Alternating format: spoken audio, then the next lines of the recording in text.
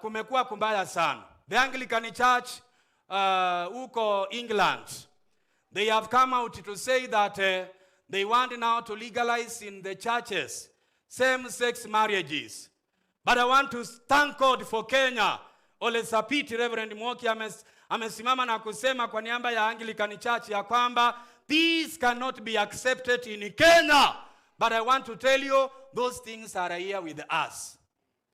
Wakati unaongea na watoto wako, vijana wako, talk with them about sex. Na waambie kuna watu wanataka kuwatumia vibaya. Nao sex wanaweza kuanza kutumiwa vibaya. Talk with them. Waambie plainly, because if you don't tell them, they will be introduced into that. Sisi kama kanisa, we stand to say that gay is a sin before God. Being a gay, being a lesbian is a sin before God. Na Mungu alikataa. Mungu alisema ya kwamba watu kama hao watubu na wabadilike. Otherwise, wakati wa Waisraeli, they were to be stoned to death. Watu wa tabia kama hizo. That is where we are.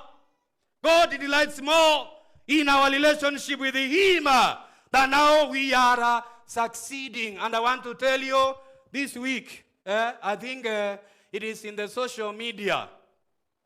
One of the comedians, I don't want to mention the name. One of the comedians, he has come out to attack even ministers of God's word through music. Ni wakati wa watu kujioji na kujiuliza uko wapi.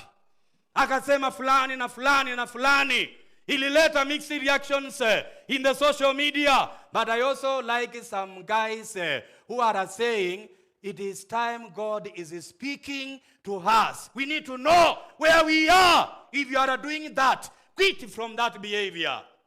He has come out in the open to say watu ambao they are ministering in our altars.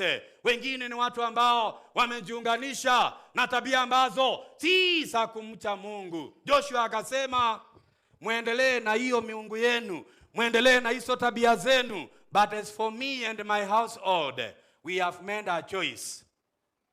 God is looking for that kind of a generation of parents who are going to come out and say, I will educate my sons and my daughters and tell them a man marries a female.